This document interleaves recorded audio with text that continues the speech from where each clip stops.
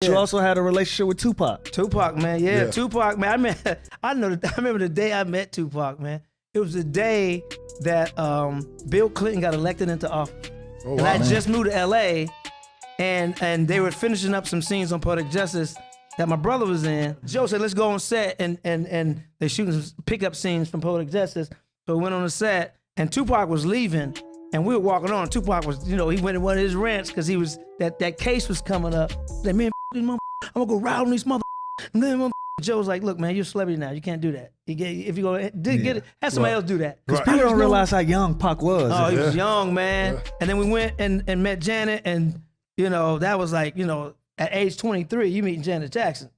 And she remembered my name. Like, whoa. Yeah. That was just like everything. But then Pac used to come to my shows. Like, I remember hosting a open mic hip-hop night. Mm-hmm. So I used to host it, because back then you want to get money doing everything. So Poetic Justice was coming out the next week. So Tupac was in there. Yo, Tupac's out here, because he always scouting, young rappers, right? So yo, he got a movie coming out, my brother. That was name dropping back then, really. Joe Torry. I think it's that night. Yes, that's my brother, Joe Torry. Let me name drop Joe. Yo, you got anything to say about the movie? There was a camera crew there and everything. Yeah. Did you got anything to say about the movie Poetic Justice? And Pac goes, I just want to say, Janet, she gonna make me take an AIDS test. Da-da-da-da-da. He went off on one of his tangents. And I don't know if you remember Mike Myers when Kanye West got on stage and said, President Bush don't like black people. That's how it was. I was like, thank you, Mr. Pac.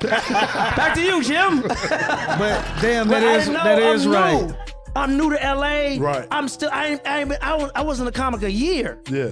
And I'm like, in this situation, like, oh, this is uncomfortable. I love Janet. Yeah. But he went off on one of his tangents, man. But then he was always come to the club and be like, yo, man, get out your brother's shadow, create your own lane, man, get your own personality, your own identity. And I always remembered that.